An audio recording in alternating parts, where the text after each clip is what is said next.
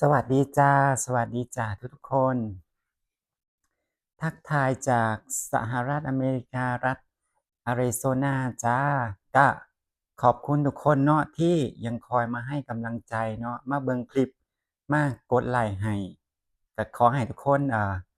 สุขภาพแข็งแรงร่ำรวยร่ำรวยเนาะจ้าทุกคนอืม ก็ยังคิดถึงแม่เหมือนเดิมเนาะทุกคนยังคิดถึงทุกวันสินะเพราะว่าข้อยเคยโทรกลับบ้านไปแล้วแม่สิเป็นคนรับสายตลอดเนาะเพราะว่าโทรศัพท์อยู่กับแม่ที่ข้อยซื้อให้เพิ่นตอนปีใหม่ตอนข้อยกลับไปเนาะแล้วช่วงปีใหม่จั่งซี้แบบเราก็แบบข้อยเนี่ยก็คิดถึงความหลังหลายๆอย่างช่วงปีใหม่จั่งซี้ข้อยไปเนาะข้อยก็นอนกับแม่จ้ะทุกคนนอนกับแม่ เอ่อช่วงปีใหม่ที่ข้อยกลับไปมีช่วงที่เพิ่นป่วยนี่ล่ะข้อยบ่ได้นอนข้างๆเพิ่นเนาะให้เอื้อยกับพ่อเป็นคนนอนข้างๆจังซี้น่ะทุกคนนั่นล่ะมันก็เฮ็ดให้คิดฮอดความหลังหลายๆอย่างคิดฮอดตอนแม่ลุกขึ้นมาตำหมากเนาะทุกคนเพราะว่าผู้เฒ่าอะอยู่บ้านเฮาน่ะเช้าๆมาค่ำๆแลงๆมาเที่ยงๆสิก็สินั่งตำหมากกินแล้วจังซี้นะซึ่งบ้านข้อยเนี่ยสิเงียบจ้ะทุกคนเงียบเพราะว่า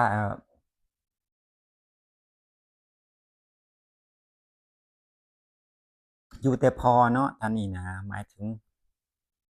อ้ายก็อยู่แต่ว่าอ้ายก็คือจั่งว่าล่ะทุกคนเรือนมันก็สิเงียบเป็นปกติเนาะเพราะว่ามันแม่บ่อยู่แล้วจังซี้นะพ่อก็สิโลงๆเหลงๆจังซี้นะ คือตอนนี้ทุกอย่างก็เปลี่ยนไปเบิดตั้งแต่แม่ข้อยบ่อยู่เนาะทุกคนข้อยเองก็อยากจะบอกทุกคนว่าถ้ามีพ่อมีแม่อยู่ก็ดูแลกันไปเนาะทุกคนข้อยเองอยู่ไกลข้อยก็ได้แค่ส่งเงินกลับไปแค่นั้นเนาะบ่ได้บ่ได้กลับไทยบ่อยๆจังซี้นะหลายคนก็สิคิดว่าข้อยนั้นเข้มแข็งเนาะเข้มแข็งแข็งแรง แต่ที่จริงแล้วข้อยเป็นคนที่ค่อนข้างที่จะอ่อนแอแต่ว่าข้อยนั้นบ่อยากให้ไผเห็นในมุมนั้นของข้อยอยากให้ทุกคนเห็นในมุมที่เราพร้อมที่จะดูแลตัวเองพร้อมนี่หมายถึงแบบเรากำลังพยายามเนาะทุกคนพยายามยอมรับในสิ่งที่มันเอ่อเกิดขึ้นจั่งซี้นะเพราะว่าเราก็อายุเยอะแล้วเนาะบ่แม่นอายุน้อยๆจังซี้นะทุกคนเราก็ต้องทำใจแล้วก็ ยอมรับมันให้ได้ถึงแม้ว่ามันสิใช้เวลาแหน่จักหน่อยแต่ว่าทุกอย่างก็จะดีขึ้นเองเนาะอย่างที่บอกว่าข้อยเนี่ย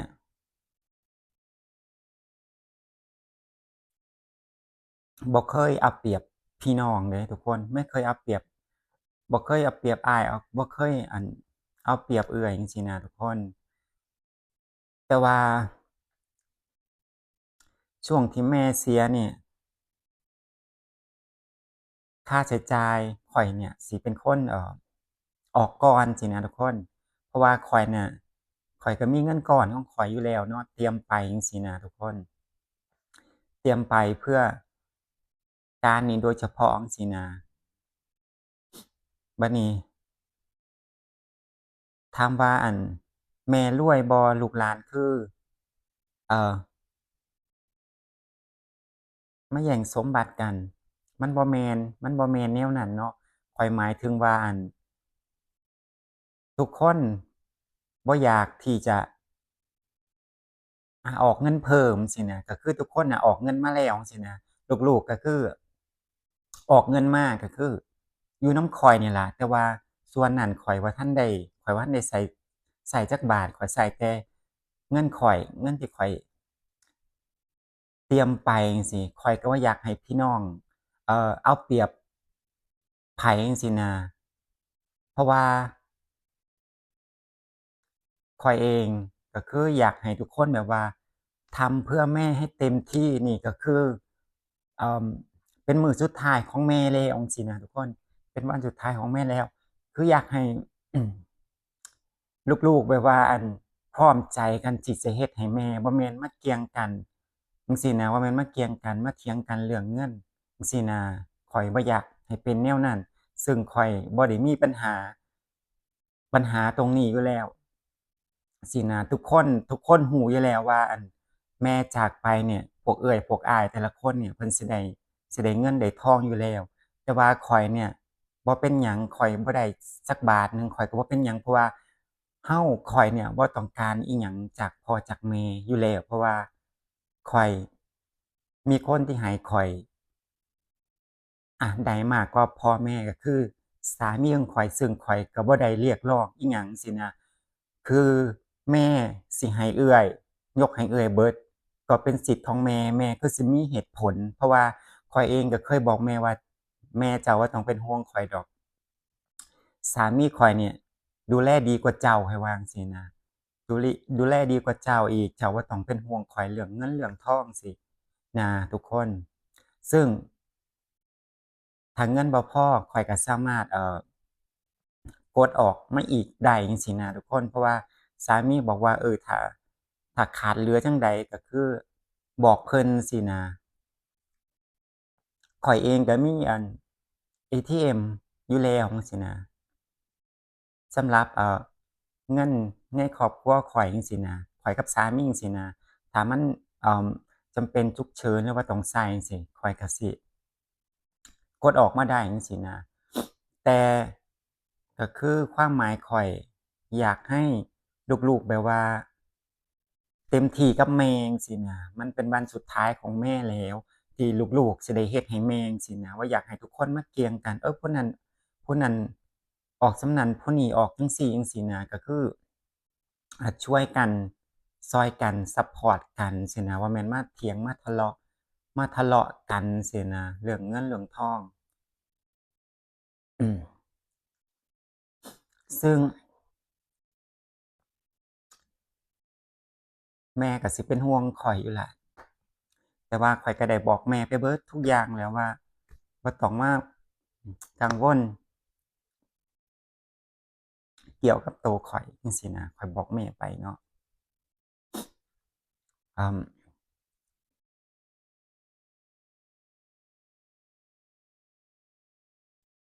แม่แม่จากไปก็พวกเอื้อยๆอ้ายๆเพิ่นก็สิได้เงินจากค่าศพเนาะทุกคนก็สิได้คนละหลายอยู่เพราะว่าเอื้อยข้อยก็ได้ไปหาหม้องพวกอ้ายๆก็ได้ไปคนละ2หม้องถ้าข้อยจำบ่ผิดสินะที่เพิ่นเว้าบอกข้อยจังซี้นะข้อยก็ บ่ได้ถามดอกว่ามันได้หลายส่ำใดแต่ว่าทุกคนรู้อยู่แล้วว่าสิได้เงินสิได้เงินจากการที่แม่เสียแม่บ่อยู่แม่จากไปจั่งซี้ก็อยากให้ทุกคนแบบ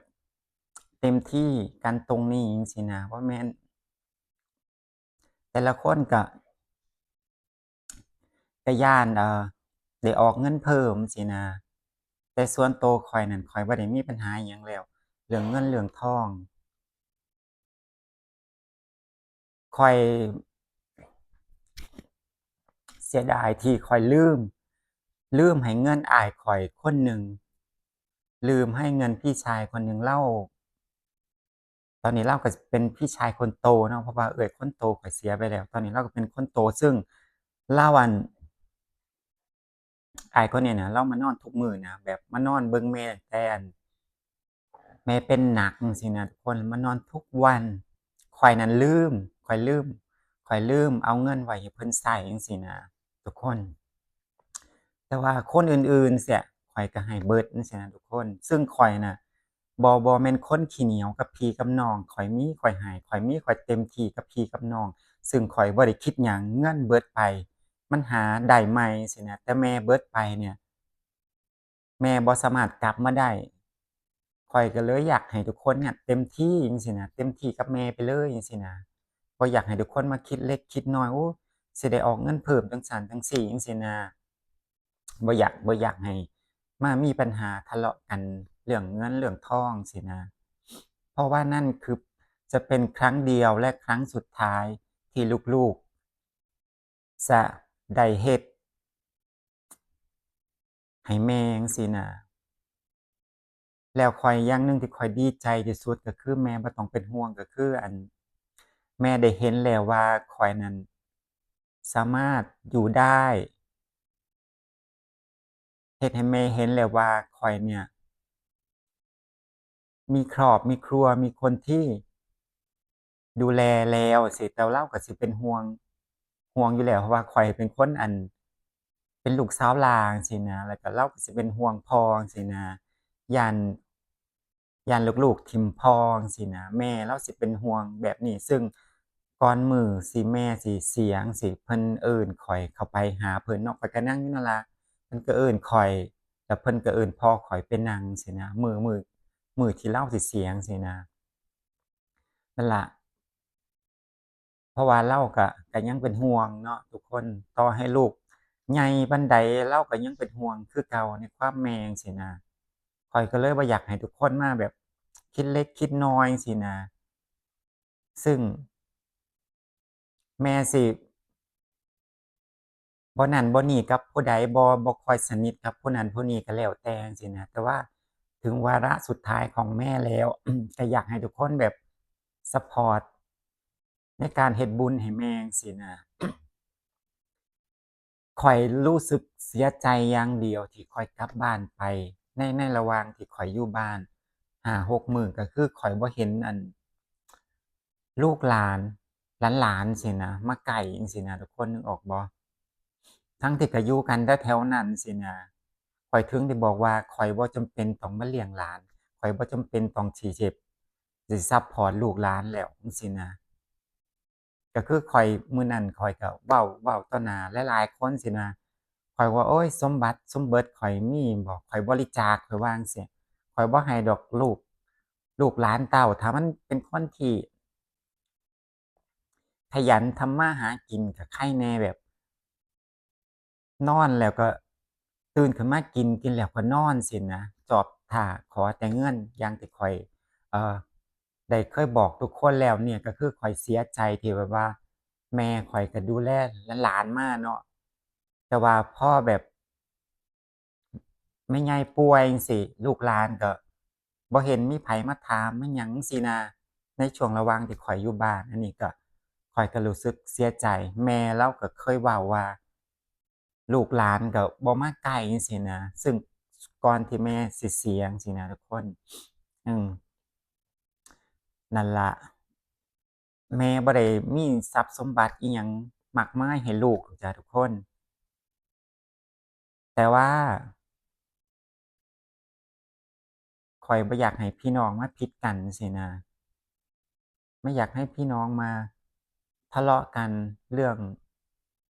เล็กๆน้อยๆข้อยรู้อยู่ว่าทุกคน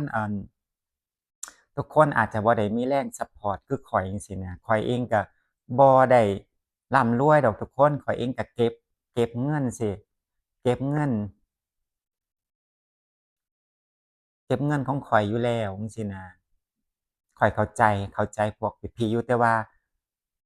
เพิ่นก็รู้อยู่แล้วว่าเพิ่นสิมีเงินส่วนนี้เข้ามาจั่งซี้นะก็เต็มที่ไปทีหลังจั่งซี้นะนึกออกบ่ทุกคนมีแต่ย้านได้ออกหลายมีแต่ย้านได้ออกอีกจังซี้นะทุกคนนึกออกบ่แล้วข้อยก็แล้วข้อยก็ถามเดะทุกคนเพราะว่าเนาะเพิ่นก็สิได้นั่นล่ะค่าศอกค่าศพแม่จั่งซี้นะก็สิได้คนละหลายอยู่ข้อยก็เลยข้อยโทรถามพ่อจั่งซี้นะถามพ่อว่าเอื้อยให้เท่าใดอ้ายให้เท่าใดอ้ายๆให้เท่าใดส่วนส่วนตัวข้อยนั้นน่ะข้อยก็ให้เลาอยู่แล้วก้อนหนึ่งสินะบ่ได้หลายดอกทุกคนก็หลักหมื่นนี่ล่ะข้อยก็ให้เลาเอาไว้ให้เลาแบบไว้กินไว้ใช้จั่งซี้น่ะ ขนาดข้อยบ่ได้อิหยังจากที่แม่จากไปแต่ว่าข้อยนั้นข้อยบอกไว้แล้วว่าข้อยบ่แม่นคนขี้ถี่ข้อยเนี่ยพร้อมที่จะแบบซัปพอร์ตครอบครัวจั่งซี้นะทุกคนข้อยก็เลยถามนั่นล่ะเพิ่นก็เลยบอกว่าเอื้อยนั่นให้มาส่ำนี้เพิ่นว่าให้ส่ำข้อยจั่งซี้นะทุกคนเพิ่นก็คือสิถามว่าข้อยเนี่ยให้เท่าใดเพิ่นก็ให้ส่ำข้อยนั่นล่ะทุกคนข้อยก็บ่ได้ว่าหยังว่าแต่ให้เอ่อ พอได้ใช้แหน่จั่งซี้นะทุกคน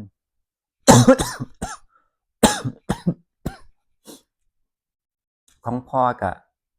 เฒ่าแล้วเนาะบ่ได้มีรายได้อิหยังจั่งซี้ถ้าลูกเต้าบ่ให้